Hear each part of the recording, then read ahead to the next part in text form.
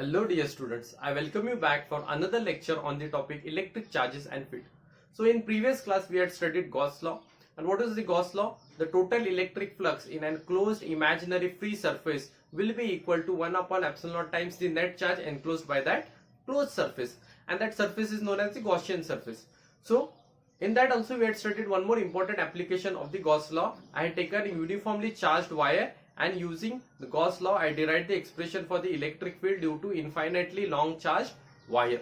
Okay, so today we are going to study two more applications of the Gauss law. One of them is this. So today we are going to derive the expression for electric field due to uniformly charged plane sheet.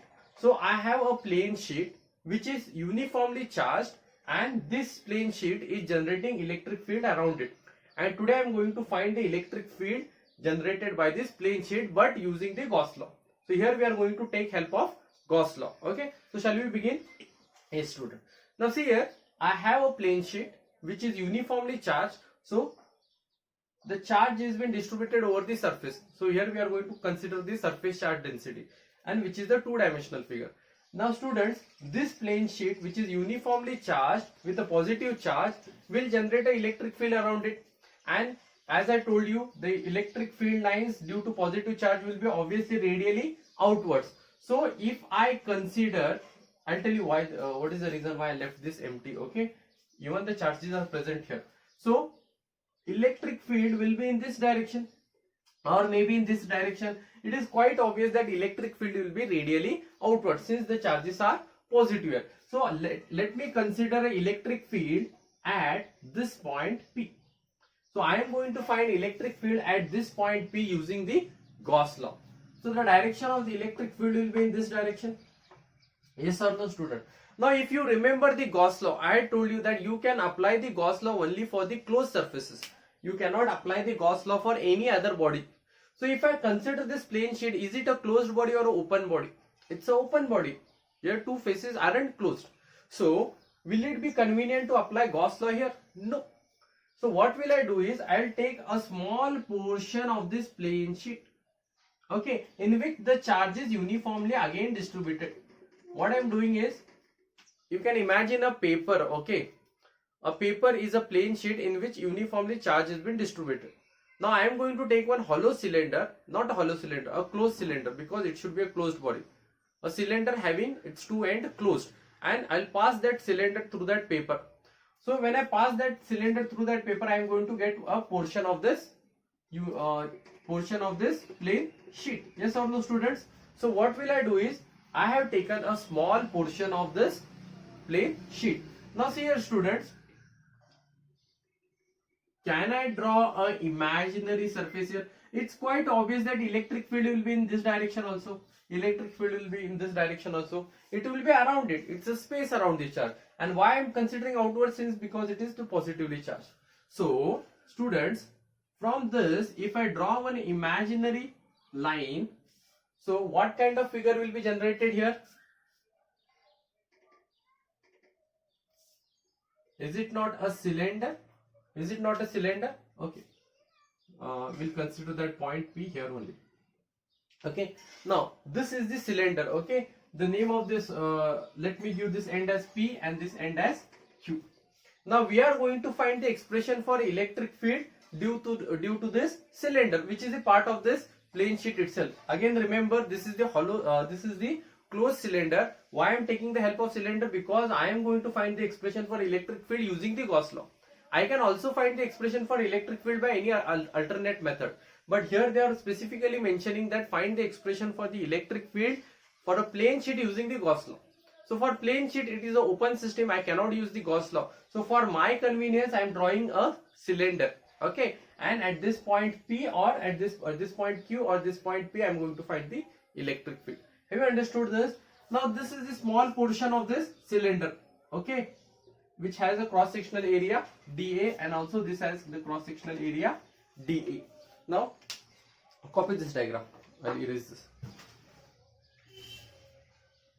Okay. Have you copied? Okay. Now we'll straight away begin with the derivation, which is again the easy derivation. It's not complicated. Now students, you know that electric flux, as per definition, what is electric flux? It is nothing but the total number of electric field lines passing normally to the given surface. So it is given by E into delta S. So for delta phi, electric flux is given by E into delta S, which is cos theta. Yes or no? So for now students, look carefully here. If you remember the diagram, it was something like this, right? This was the hollow part and this was the cylinder part and this was the cylinder part. Now students, here I am having three different surface area. So three different surface area, three different electric field will give me what? Three total electric flux, that is phi 1, phi 2 and phi 3. So here I will get electric flux something different, and here something different, and here something different. Now let me apply the electric flux formula at each end. Now see here students, here what will I get? Electric flux phi 1. What will I get here? Student, just here. This is the small portion of the cylinder. So phi 1 will be equals to E integration of E delta S, integration of E delta A. Let me give them as A or S, whatever. Are you understanding? Now electric field E delta A cos theta. See here now students, the area vector and the electric field are in the same direction. So what will be the angle between this? It will be cos 0 degree, and cos 0 will be how much? 1. Yes or no students? So here what will I get here is, so electric field is assumed to be constant over a uniformly charged plane sheet. So what will I get here? E dA, that is phi 1. Are you understanding students? Clear? Similarly, what will I get? Phi 2. So phi 2 is the other end of the cylinder. Again, the area vector is perpendicular. The electric field is in this direction. The angle between them is 0 degree. So again phi 2 I will get it as E dA only, right? Yes or no student? But what about this, the inner portion of the plane sheet, which is curved surface? Are you understanding? Then electric field is in this direction and the curved surface is perpendicular. Then angle created here is 90 degree, and you know that cos 90 degree will be 0. Are you understanding? Therefore here phi 3 will be equals to 0. Please try to understand. I had a cylinder. Just here I had a plane sheet here. I had taken one portion of the plane sheet and I had drawn a imaginary cylinder. Are you understanding? So area vector and the electric field was along the direction of the electric field. Both were in the same direction. So the angle was 0 degree. So cos 0 will be 1. So that phi 1 I will get it as E dA. And similarly this part also I will get it as E dA. But what about this surface? The area vector is perpendicular to the electric field. So that I will get what? Theta as 90 degree. And cos 90 will be 0. Are you understanding students? So here delta phi is nothing but what? Phi 1 plus phi 2, that is equal to E dA plus E dA, that will be equals to 2 times E dA. Are you understanding? So I will write it as 2 times EA, where A is cross sectional area of the two sides of the cylinder. Are you understanding students? Don't confuse yourself. I had a 3 flux, phi 1, phi 2, phi 3, which I am going to apply 3 sides of the cylinder. So I got it as phi 1 as EDA, phi 2 as EDA also, and phi 3 as 0, because the angle between area vector and the electric field was 90 degree. So total electric flux phi will be equals to phi 1 plus phi 2, that is EDA plus EDA, that is equal to 2 times EDA, which is equal to 2 EA, where EA is cross sectional area. Now apply it to this formula. Therefore total flux will be equals to E times 2A. This is our definition of the flux, conventional definition. But also Gauss gave the expression for the flux. What he said, that total electric flux will be equals to 1 upon epsilon naught times the net charge. This is equation 2. Now look here, equation 1 is telling E times 2A and equation 2 2 is telling phi is equal to 1 upon epsilon naught times q. So both equations are equal. So shall I write E2A as equal to 1 upon epsilon naught times the q? Are you understanding? I'll erase this part. Okay, students, just look carefully. So what I'm getting it, I'll write it here. Okay, so you know that phi, you got it as E times 2A. This is the flux definition, and according to Gauss law, phi is equal to 1 upon epsilon naught times the q. Both are equal to each other. Yes or no? Shall I write equation 1 is equal to equation 2? So E2A is equal to q times of epsilon naught. Yes or no, students? Equation 3 I'll give. Now I want to equate for q. So q, what will be q equals to? Now our plane sheet is a two-dimensional figure which is considering the surface area, and on that surface the charge is uniformly distributed. So charge distributed per unit area will give me surface charge density, which was denoted by sigma. If you remember, sigma is surface charge density and sigma is given by q by a. Are you understanding? So from this equation, what will be q equals to sigma a. So this value of q shall I substitute in equation number 3? So substituting the value of q in equation 3, what will I get? E times 2a will be equals to q will be equals to sigma a divided by epsilon naught. So from this, can I cut a with this a? Yes or no, students? So what will be E equals to? E will be equals to sigma. Bring this 2 down here, it will be epsilon naught. So this is the expression for the electric field due to uniformly charged plane sheet. So simple derivation, just application of the Gauss law. What is the adjustment we are doing it here? We are considering a imaginary cylinder. Okay, because that demands for the Gauss law. In order to study Gauss law, the body should be a closed surface. Okay, so I cannot apply Gauss law to any other device, any other body, unless that body should be a closed body, or else you have to assume that body to be closed, okay, by drawing some imaginary free surface. Now students, what did I get here? E equals to sigma divided by 2 epsilon naught. Very easy. Electric field, sigma is the surface charge density and epsilon naught is permittivity of the free space, which is 8.854 into 10 to the power minus 12. Okay, now students, you look carefully here. The electric field due to plane sheet, infinitely long plane sheet, is not depending upon the area. Have you seen? So if the plane sheet is of this size, our number 1 plane sheet, and another plane sheet of this two side, the bigger size, the electric field will be same. Looking at this expression, you will always say that the electric field due to uniformly charged plane sheet is independent of the area. Are you understanding? So I can write this expression in vector form also. Electric field E will be equals to sigma 2 epsilon naught into n cap, where n cap is unit vector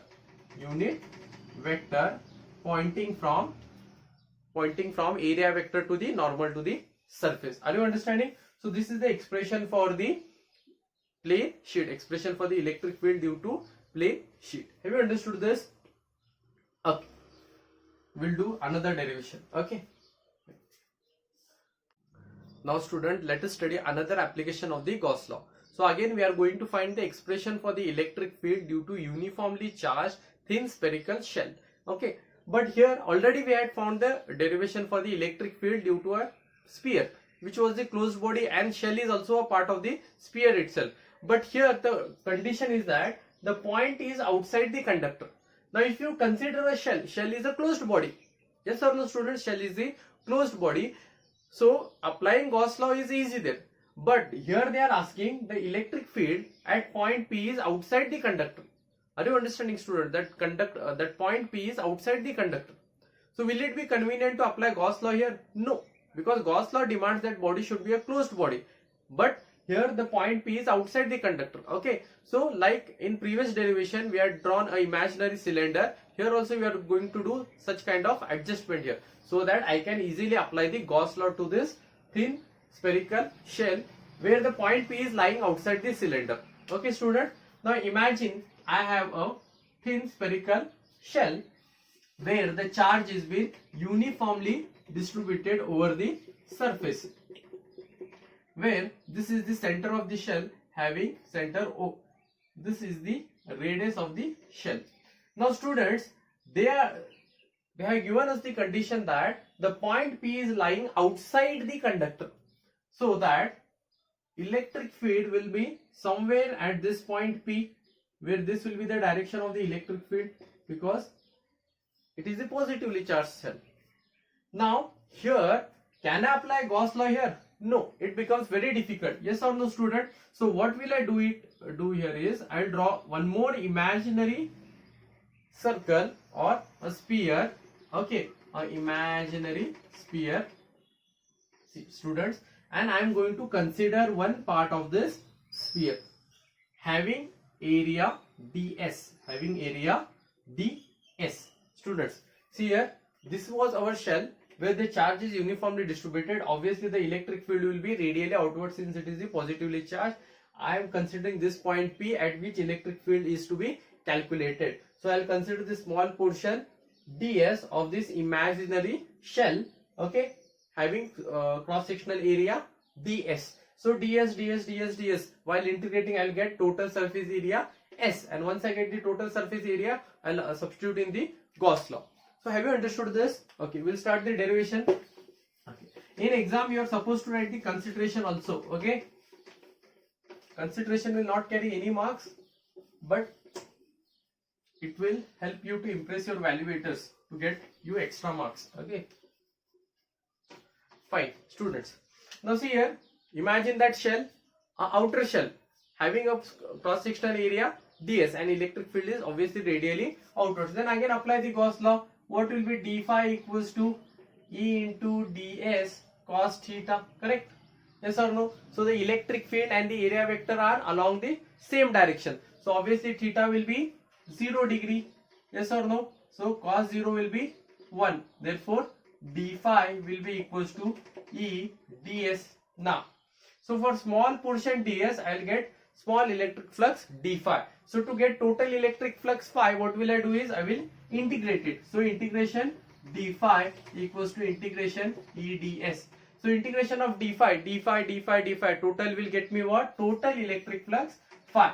So assume that electric field is constant. Okay, it is uniformly distributed. So at every point you will get same electric field E. So don't integrate E, and integration of ds will get you what?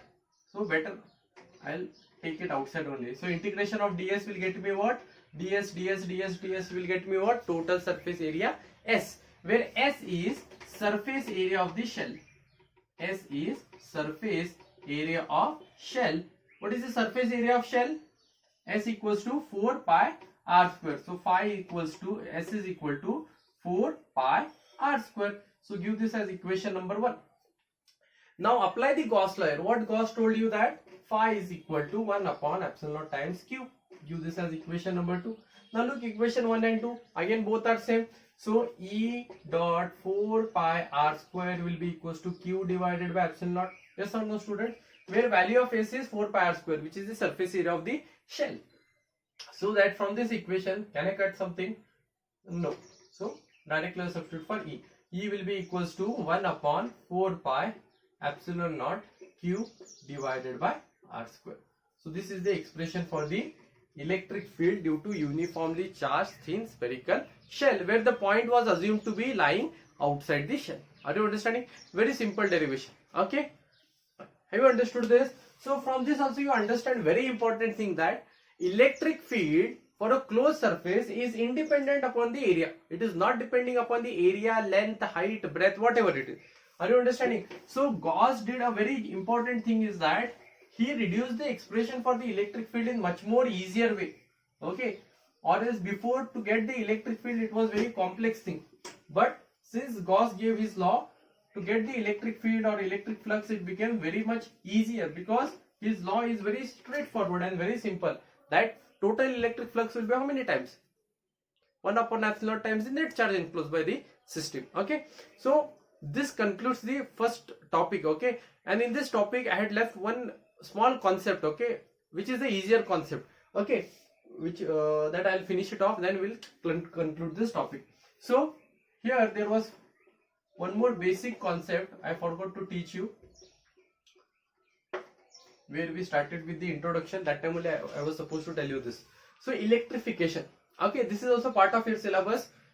Sorry for this, I forgot to teach you this in the earlier classes. So electrification. What is electrification? Electrification is nothing but the charging one body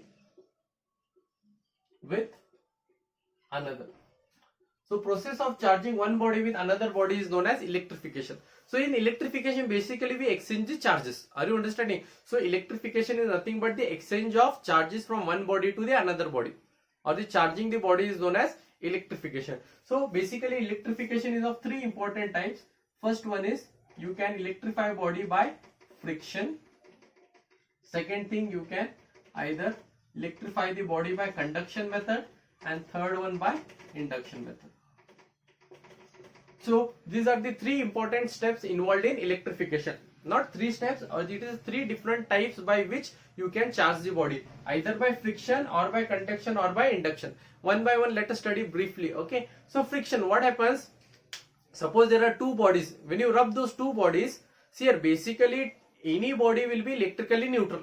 Why it will be neutral? Because the number of protons are always equal to number of electrons. Yes or no? So the net charge of any body will be what?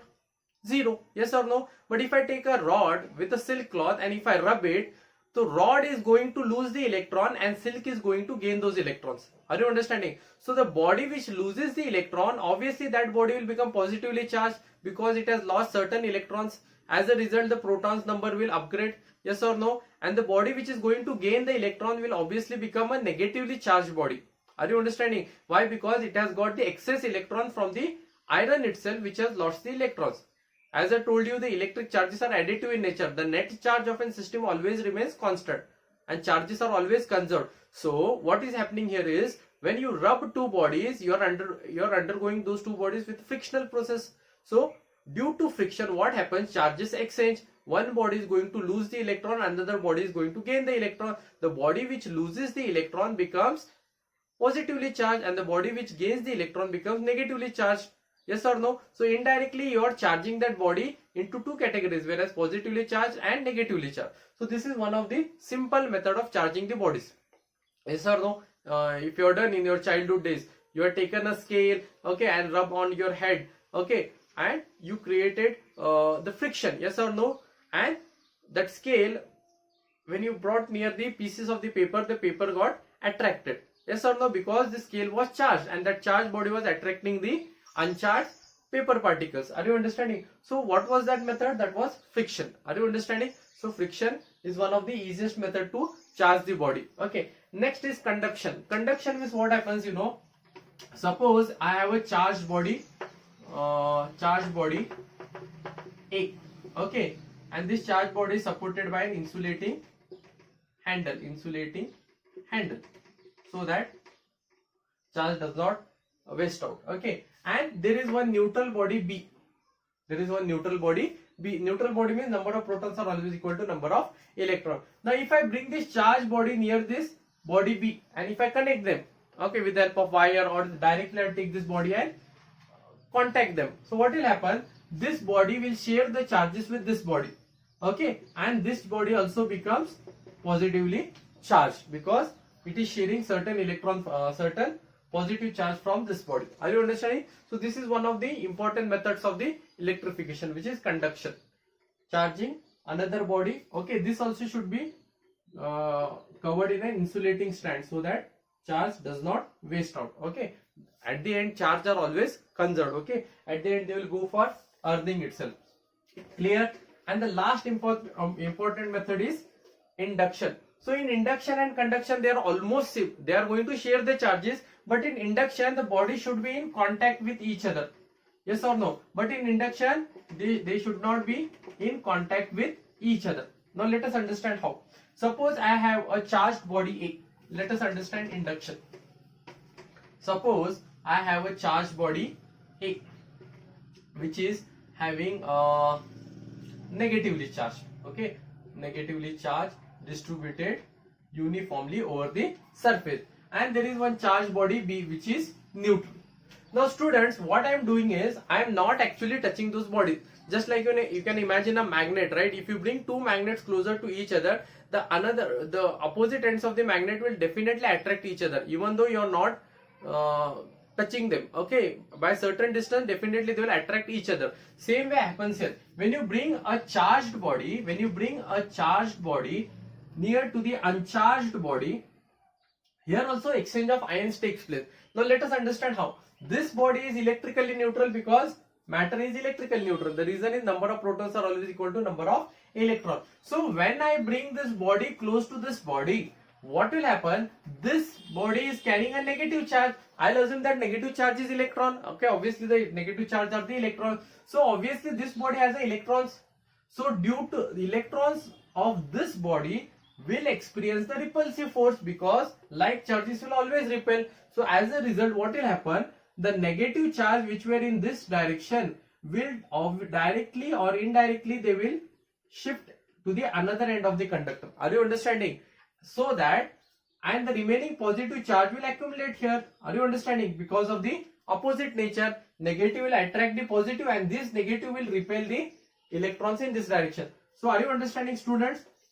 Now clear. So the excess electrons will be shifted to the extreme end of the conductor and the positive charge will be also shifted to the near end of the A conductor. Are you understanding? So if I connect this body to the earth, if I do the grounding or earthing, what will happen? The excess electrons will flow through this earth. Okay, flow through this earth. As a result, once I do the earthing, what will happen? This positive charge will be uniformly distributed over this surface area. So by this way also I can charge the body. So electrification is nothing but charging the one body with the another body. Three methods are involved: conduction, first one is friction, conduction and induction. Have you understood this?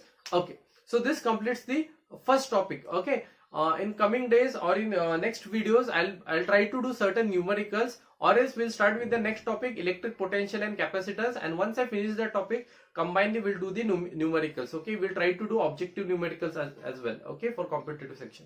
Fine. Okay, thank you.